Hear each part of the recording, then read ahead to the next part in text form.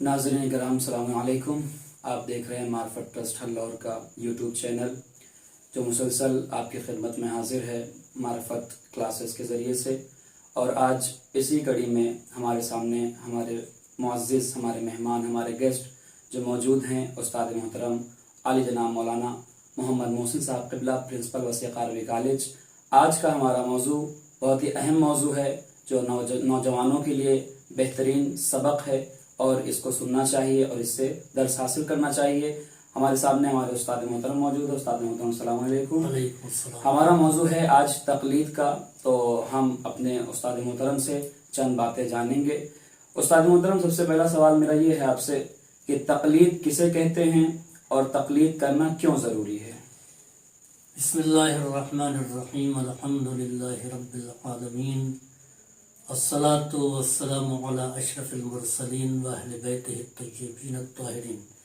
सबसे पहले मैं मारिफत ट्रस्ट के तमाम नाज़रीन की खिदमत में सलाम अर्ज़ करता हूँ।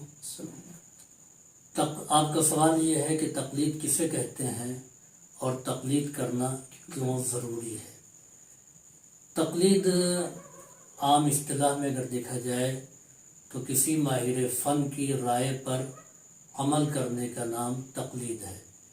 हम इस दुनिया में मुतअद्दिद शोबों में तक़लीद करते हैं। मसलन अगर हमको मकान बनाना है तो हम उसके लिए इंजीनियर से मशवरा लेंगे, उसके लिए मेमार से मशवरा लेंगे और फिर उसकी राय पर अमल करेंगे। इसी तरीके से अगर हमको किसी दावत का एहतमाम करना है तो उसके लिए हम माहिर तब्बाक को बुलाएंगे और वो जैसा कहेगा उसके मुताबिक हम अमल करेंगे। दीन के सिलसिले में भी यही बात है कि हमको दीन के अहकाम पर अमल करना है और हमारा इल्म इतना नहीं है कि हम खुद से दीन के अहकाम को समझ सकें। लिहाजा हमारी ज़िम्मेदारी ये है कि जो दीन के माहिरीन हैं, जिन्होंने उलूम दीनिया को बड़ी गहराई और गहराई से अख़ज़ किया है, हम दीन के सिलसिले में उनकी राय पर अमल करें। इसका नाम है तक़लीद। और याद रखें कि फ़ुरूअ दीन ही में तक़लीद है, उसूल दीन में नहीं है। और फ़ुरूअ दीन में पर अमल तीन ही सूरतों से हो सकता है। एक तो या तो इंसान खुद इतना माहिर हो कि वो दीन के अहकाम को तफसीली दलीलों के साथ खुद समझ सकता हो और उस पर अमल करे, या इल्म इतना हो कि वो एहतियात पर अमल कर सके। मसलन एक मुज्तहिद किसी चीज़ को हराम समझता है, दूसरा मकरूह, तो उसको जो है वो एहतियात का तकाज़ा यह है कि हराम मानते हुए उस पर अमल न किया जाए। या कोई किसी चीज़ के बारे में इस्तेहबाब का हुक्म दे रहा है और दूसरा वजूब का, तो उसको वाजिब माने, इसको एहतियात कहते हैं। और तीसरी सूरत ये है कि हम किसी मुज्तहिद जामिअ शराइत की तक़लीद करें, जो वो मसला बताए, वो जो हुक्म दे, उस पर हम अमल करें अपनी दीनी ज़रूरियात के सिलसिले में। बहुत बेहतर साहब। अब ये हमारे नौजवानों की तरफ से जो सवाल आते हैं तक़लीद के सिलसिले में कि अगर कोई शख्स है जो तक़लीद के बारे में नहीं जानता था और फिर उसे किसी ने बताया कि तक़लीद क्या है, तो बकिया जो उसने आमाल अंजाम दिए, अभी नमाज, रोज़ा, हज, ज़कात, जितने भी वाजिबात उसके ऊपर थे उसने अंजाम दे दिया, तो अब वो कैसे अपने अमल को आगे बढ़ाएगा? तक़लीद के बिना उसने अमल अंजाम दिया तो कैसे उसको आगे बढ़ाएगा? देखिए, जिन चीज़ों पर इसके पहले उसने अमल किया था उस सिलसिले में वो अपने मुक़ल्लद, अपने मुज्तहिद से पूछेगा कि जो चीज़ें गुज़र चुकी हैं, जिस पर अमल कर चुका है, उस सिलसिले में क्या हुक्म है। चुनांचे इस सिलसिले में आग़ाए खुद से एक फ़तवा मालूम किया गया था और वो फ़तवा तहरीरी शक्ल में आया था। मैंने उस तहरीर को भी ख़ुद पढ़ा था। हमारे यहाँ के मौलाना नज़ीर साहब क़िबला थे। तो ऐसा नहीं वो तक़लीद करते थे, मगर ये कि एक मसले को, जो मुसाफिर का मसला है, क्योंकि मुसाफिर के लिए हद तरख़्ख़ुस नहीं है और वो मुसाफिर थे, चुनांचे वो जोगीपुरा में थे और वहाँ से नजीबाबाद तकरीबन हर दूसरे तीसरे दिन जाते थे और आते थे। चुनांचे जब मुतवज्जे हुए کہ مسافر کے لیے حد ترخص نہیں ہے، جہاں سے نکلا سفر شروع ہو گیا، اور تو اب ان کے روزوں کا کیا ہوگا اور نمازوں کا کیا ہوگا. تو انہوں نے وہ جو اس کا جواب دیا تھا کہ اس میں تھا کہ نماز اور روزے کی قضا نہیں کیا جائے گا. تو اب اس سلسلے میں جو اس کا مقلد ہے، اس کا جو فتویٰ ہے، اس سے پوچھے گا، اور آئندہ کے سلسلے میں جب سے اس نے تقلید کی ہے اور جس مجتہد کی تقلید کی ہے اس کے حکم کے مطابق وہ عمل کرے. بہتر. بس آپ سے تیسرا سوال میرا یہ ہے کہ تقلید کے لیے زندہ عالم کا ہونا کیوں ضروری ہے؟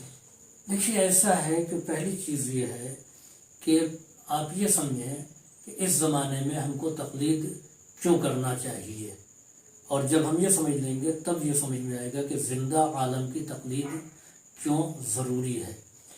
قرآن کریم میں احکام پر جو مشتمل آیات ہیں وہ 500 کچھ آیتیں ہیں. اب دیکھیے واضح طریقے سے قرآن کریم میں سور کی نجاست کا کہیں حکم نہیں ہے. اسی طریقے سے واجبات میں ذکر واجبات کا تو ہے، لیکن واجبات کی تفصیل قرآن کریم میں نہیں موجود ہے. مثلا مغرب کی 3 رکعت یا عشاء کی 4 رکعت یا ظہر کی 4 رکعت، یہ قرآن کریم میں آپ کو نہیں ملے گا. اور نہ ترکیب ملے گی. رکوع کا حکم مل جائے گا آپ کو سجدوں کا حکم مل جائے گا، آپ کو قیام کا تذکرہ مل جائے گا الگ الگ، لیکن نماز کی یہ ترکیب جو ہے وہ آپ کو نہیں ملے گی.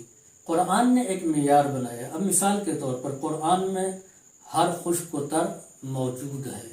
قرآن نے ہر چیز کو بالکل واضح طریقے سے بیان کیا ہے، موجود ہے. لیکن قرآن میں ہر موجود چیز کا تلاش کرنا ہر ایک کے بس میں نہیں ہے. مثال کے طور پر جیسے ایک آم کی گٹھلی آپ لیے ہوں اور آپ کہیں کہ اس میں ایک درخت ہے. ظاہر بات ہے کہ آم کی گٹھلی میں ایک درخت ہے، لیکن آپ ہتھیلی میں رکھ کر کے چاہیں کہ اس سے درخت اگائے تو نہیں اگے گا. آپ جو ہیں وہ اس کو ایسے ہی جو ہے وہ شیشے کے گلاس میں رکھے رہیں اور چاہیں کہ اس سے درخت اگائے گا تو کبھی نہیں اگے گا. اور درخت کب اگے گا؟ جب اس کو مٹی میں آپ دفن کریں گے، اس کی زراعت کریں گے تو درخت اگے گا. اسی طریقے سے قرآن کریم میں تمام خشک و تر ہے، لیکن ہر خشک و تر کو ہم نہیں سمجھ سکتے ہیں اور اس میں سے درک نہیں کر سکتے ہیں. جیسے سور کی نجاست کا قرآن کریم میں کہیں حکم نہیں ہے، لیکن فقہا نے اس کو نجس قرار دیا ہے. تو اب یہ سیرت پیغمبر میں ملے گا، نبی کریم اس کو بیان کریں گے سیرت اور یہی وجہ ہے کہ قرآن کریم نے معیار جو ہے وہ پیغمبر کی سیرت کو قرار دیا ہے کہ ما آتاکم الرسول فخذوہ وما نہاکم عنہ فانتہوا. رسول جو تم کو دے دیں وہ تم لے لو، اور جس سے تم کو روکے وہ اس سے رک جاؤ. پیغمبر اسلام کے زمانے میں مسائل کم تھے. رسول خدا کی جو احادیث ہے وہ تقریباً 7000 ہیں. متواترات کو شامل کر دیا جائے، متواترات کو اگر نکال دیا جائے تو 400 سے زیادہ نہیں ہے. آپ دیکھیے کہ ہمارے یہاں اور ہمارے برخلاف جو امت مسلمہ میں فرق یہ ہے کہ ان کے سامنے انہوں نے پیغمبر ہی کی سے حدیث لی. ذخیرہ احادیث اتنا ہی ہے جتنا پیغمبر نے بیان کیا، تو ان کے یہاں محدود مسائل کا حل ہے. ہمارے یہاں صرف حدیث پیغمبر ہی پر اکتفا نہیں کیا گیا ہے، بلکہ حدیث معصومین پر، کہ احادیث معصومین. تو جب احادیث معصومین ہیں تو صرف اور صرف کتاب کافی میں 16000 احادیث ہے. تو اس کے معنی یہ ہے کہ 4000 پیغمبر، یہ 16000 احادیث. تو ہمارے یہاں 16000 مسائل کا حل ہے، ان کے یہاں صرف 4000 مسئلے کا حل ہے. اچھا، جن چیزوں پر عمل کرنا ہے وہ قول معصوم ہے اور فعل معصوم ہے اور تقریر معصوم ہے. معصوم نے جو کہا ہے وہ ہمارے لیے حجت ہے، معصوم نے جو عمل کیا ہے وہ ہمارے لیے حجت ہے، اور معصوم جس پر دیکھ کر کے خاموش رہیں وہ ہمارے لیے حجت ہے. سب سے جو ہے اصل حجت وہ قول معصوم ہے. فعل معصوم بھی جو ہے امت کے لیے ہو سکتا ہے کہ حجت کا وہ درجہ نہ رکھے جو قول معصوم. مثال کے طور پر معصوم کی بات پر معصوم کا عمل ہمارے لیے حجت اس وجہ سے نہیں ہو سکتا ہے کہ مثال کے طور پر کہ پیغمبر نماز پڑھ رہے ہیں یا امام نماز پڑھ رہے ہیں، تو امام کو نماز پڑھتے ہوئے دیکھ کر کے ہم اس کی پیروی نہیں کر سکتے. ہم کو نہیں معلوم کہ وہ نماز کون سی پڑھ رہے ہیں، مستحب پڑھ رہے ہیں یا واجب پڑھ رہے ہیں. یا کوئی عورت ہے جس سے پیغمبر پردہ نہیں کر رہے ہیں تو اب ہمارے لیے وہ حجت نہیں ہم بھی پردہ نہیں کریں. ہو سکتا ہے وہ عورت پیغمبر کے لیے محرم ہو اور ہمارے لیے محرم نہیں ہو. قول معصوم جو ہے وہ اس کو حجت قرار دیا گیا ہے. اب آپ دیکھیے کہ یہ ہو گیا 16,000 ذخیرہ احادیث. اس کے بعد جو مسئلہ ہمارے سامنے سب سے اہم یہ ہے کہ مسائل پیدا ہوتے رہیں گے، زمانہ جیسے جیسے آگے بڑھتا رہے گا. اب اسی وقت آپ دیکھیے وہ کووڈ کے سلسلے میں ہونے والی اموات ہیں، وہاں پر یہ ہے کہ غسل دیا جائے نہ دیا جائے، کون حالات یہ احادیث میں تو آپ کو یہ نہیں ملے گا نا. تو اس وقت جو ہے وہ مجتہد جو ہے وہ قرآن اور حدیث سے استنباط کر کے بتائے گا. مجتہد اپنی رائے ہمارے اوپر نہیں مسلط کرتا ہے، یہ پیری اور مریدی نہیں ہے، بلکہ مجتہد اپنے علم کے مطابق یعنی قرآن، سنت، اجماع، عقل، یہ 4 چیزیں جو ہیں وہ محور ہیں، ان کو بنیاد بنا کر کے حکم پروردگار کو معلوم کرتا ہے. اب مثال کے طور پر جیسے ایک انسان، اس زمانے میں لوگ وہاں نہیں جاتے تھے جہاں 6 مہینہ رات ہے 6 مہینہ دن ہے. اگر اس دور میں کہ مسلمان گئے ہوتے تو امام سے پوچھتے. آج اگر کوئی وہاں پہنچ جائے تو کیا کرے گا؟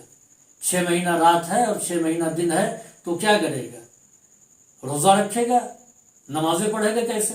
تو آغائے خوئی سے جب پوچھا گیا تو آغائے خوئی نے اس سلسلے میں حکم یہ دیا کہ ایسی جگہ پر اگر انسان ہے کہ جہاں مسلسل 6 مہینہ رات ہے یا 6 مہینہ دن ہے تو اس کو اس کی تکلیف شرعی یہ ہے کہ اگر رات ہے اور رمضان کا مہینہ آ گیا تو اس پر روزہ کا حکم نہیں، کیونکہ روزہ دن میں رکھا گیا، رات میں نہیں ہے.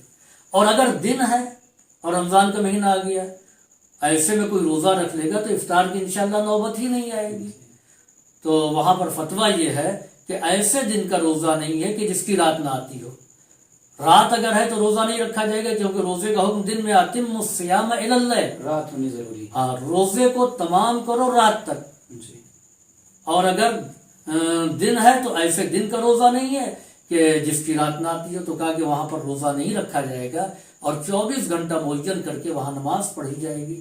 تو اب یہ کون بتائے گا؟ مجتہد اجتہاد کر کے قرآن و حدیث سے استنباط کر کے بتائے گا. تو جیسے جیسے دنیا آگے بڑھے گی ویسے ویسے مسائل جو ہیں وہ آتے رہیں گے. اب میں مثال دے دوں کہ آپ کا سوال تھا کہ زندہ مجتہد کی تقلید کیوں ضروری ہے. ہم آغائے خوئی کے فتوے پر عمل کر رہے تھے، وہ نہیں ہیں تو آج ہم ان کی تقلید پر باقی ہیں. اور لیکن یہ ہے کہ ہم کو زندہ عالم کی تقلید کرنا ضروری ہے. تو مختلف مراجع ہیں جس میں آیت اللہ سیستانی ہے، آیت اللہ خامنئی ہے، آیت اللہ مکارم شیرازی ہیں، وحید خراسانی ہیں، وغیرہ وغیرہ بہت سے مراجع کرام ہیں. کسی ایک کی تقلید کرنا ہے تو اس کی مثال نہیں سمجھیے. مثال کے طور پر ایک مریض ہے، وہ کسی ڈاکٹر کا علاج کر رہا ہے، اس کے نسخے پر وہ عمل کر رہا ہے، اتفاق سے اس ڈاکٹر کا انتقال ہو گیا. اب عقل کیا کہتی ہے؟ اسی پرچے پر کی دوا آپ کھاتے رہیے یا آپ زندہ کسی نئے ڈاکٹر کے پاس جائیے؟ عقل کہتی ہے نئے ڈاکٹر کے پاس جائیے. اب آپ جب نئے ڈاکٹر کے پاس گئے، اس نے دیکھا کہا کہ نہیں دوائیں بالکل ٹھیک ہیں، آپ انہی دوا کو کھاتے رہیے اور ہر مہینے مجھے دکھاتے رہیے. تو اب آپ علاج کر رہے ہیں نئے ڈاکٹر کا اور پرانے ڈاکٹر کے نسخے پر عمل ہو رہا ہے. اسی کو کہتے ہیں بقا بر تقلید میت. وہ بھی در حقیقت زندہ عالم کی تقلید ہے. اور ضروری اس لیے ہے کہ مسائل بدلیں گے، حالات بدلیں گے اور مجتہد قرآن اور حدیث کی روشنی میں حکم خدا اپنی طاقت اور قوت کے مطابق معلوم کر کے ہم تک پہنچائے گا. اور ہماری تکلیف شرعی یہ ہے کہ اس نے جو بتایا ہم اس پر عمل کریں. جزاک اللہ. آخری سوال آپ سے یہ ہے، کیا ائمہ کے زمانے میں بھی اصحاب ائمہ نے اپنے اصحاب کو فتویٰ دینے کا حکم دیا ہے؟ ہاں بالکل، مختلف روایتیں ہیں. چنانچہ اس سلسلے میں شعیب اقرقوفی امام جعفر صادق علیہ السلام سے پوچھتے ہیں کہ ضرورت پڑنے پر ہم کس سے مسائل دریافت کریں؟ تو آپ نے فرمایا علیک بالاسدی، ابو بصیر اسدی سے تم پوچھ لیا کرو، ان سے دریافت کر لو، وہ ہماری طرف سے تمہاری رہنمائی کریں گے. چنانچہ عبداللہ ابن یافور انہوں نے امام جعفر صادق علیہ السلام سے پوچھا کہ مولا ہر وقت ہم آپ کی خدمت میں نہیں حاضر ہو سکتے ہیں اور نہ اس قابل ہوں کسی وقت بھی اگر کوئی شرعی مسئلہ آ جائے تو ہم کس سے پوچھیں گے؟ تو امام نے فرمایا کہ فما یمنعک من محمد ابن مسلم الثقفی فإنہ قد سمع بی کان عندہ مرضیا وجیہا. آپ نے فرمایا تم کو کس نے روکا محمد ابن مسلم سے پوچھنے سے؟ ان سے دریافت کرو، سمجھے، ان سے رجوع کرو. میں نے اپنے والد ماجد کو سنا ہے، سمجھے، کہ انہیں ان کی خوشنودی بھی حاصل تھی میرے والد کی، سمجھے، اور ان معتبر لوگوں میں ان کا شمار ہوتا تھا. امام جعفر صادق علیہ السلام کا ایک اور فرمان چنانچہ یونس ابن یعقوب کا بیان ہے کہ ہم نے امام جعفر صادق علیہ السلام سے دوران گفتگو دریافت کیا کہ امام سے پوچھا کہ آپ کی غیر موجودگی میں جو لوگ آپ تک نہیں پہنچ پاتے ہیں وہ کس سے مسائل کو دریافت کریں. چنانچہ آپ نے فرمایا کہ ما یمنعکم من الحارث ابن مغیرہ البصری، تم کو کس نے روکا ہے حارث ابن مغیرہ بصری سے جا کر کے تم اپنے مسائل کو دریافت کرو. چنانچہ امام رضا علیہ السلام نے سے علی ابن یقطین روایت کرتے ہیں کہ ہم نے امام کی خدمت میں عرض کیا آقا ہم جہاں رہتے ہیں وہ علاقہ یہاں سے خاصی دور ہے، ہم آپ کی بارگاہ میں حاضری نہیں دے سکتے ہیں، فرمائیے ہم مذہبی معلومات کس سے حاصل کریں، کس سے پوچھیں؟ تو آپ نے فرمایا کہ یونس ابن عبد الرحمن پر اس سلسلے میں اعتماد کیا جا سکتا ہے. قال خذ عن یونس ابن عبد الرحمن، یونس ابن عبد الرحمن سے استفادہ کرو. اسی قسم کی ایک روایت اور ہے مسیب حمدانی، انہوں نے کہا امام عالی مقام نے فرمایا کہ من زکریہ ابن آدم القمی سمجھے الماموم علی الدین والدنیا، تم لوگ اپنے مسائل اور معاملات زکریہ ابن آدم قمی سے دریافت کیا کرو، ان سے فتوے لیا کرو، وہ دین اور دنیا دونوں کے امور میں امانت دار ہیں. سمجھے؟ تو ائمہ نے بار بار اس سلسلے میں تاکید کی ہے اور اس سلسلے میں متوجہ کیا ہے. اس زمانے کے جو فقہا تھے انہوں نے ائمہ کے دور میں بھی دیکھیے اس اجتہاد سے منع کیا ہے جو ائمہ کے مقابلے میں جی اس اجتہاد سے منع کیا ہے، اس اجتہاد سے نہیں منع کیا ہے جو قرآن اور قول معصوم اور عقل کی روشنی میں جو طے کیا جائے. مثلا ابھی ہم کو عمل کرنا ہے اور امام رہ رہے ہیں اتنی دور جا کر کے دیکھ ہفتے کے بعد آدمی آئے گا، اس کی تکلیف شرعی ابھی ہے. تو اب وہاں پر جو بھی امام کا صحابی جس کو امام نے مجتہد اور جس کو اپنا ثقہ کہا ہے وہ واقعاً ثقہ تھے اور قرآن و حدیث پر نظر رکھتے تھے، لہذا امام نے ان کی طرف رہنمائی کی. اور امام کے دور میں بھی جو فقہاء آل محمد تھے انہوں نے فتاوے دیے ہیں. السلام علیکم ورحمۃ اللہ وبرکاتہ. بہت ہی تہہ دل سے آپ کا شکریہ ادا کرتے ہیں. ناظرین کرام، آپ دیکھ رہے تھے ہمارے استاد محترم علی جناب مولانا محمد محسن صاحب قبلہ کے بیانات سن رہے تھے. امید کرتے ہیں کہ انشاءاللہ آپ اس سے استفادہ کریں گے اور انشاءاللہ یہ معرفت ٹرسٹ کلاسز اور کوئز انشاءاللہ اسی طریقے سے جاری و ساری رہے گا. میں آپ کا دوست، آپ کا ہوسٹ سید محفوظ حجت انشاءاللہ پھر اگلے ایپیسوڈ میں آپ سے ملاقات کروں گا. فقط والسلام ورحمۃ اللہ.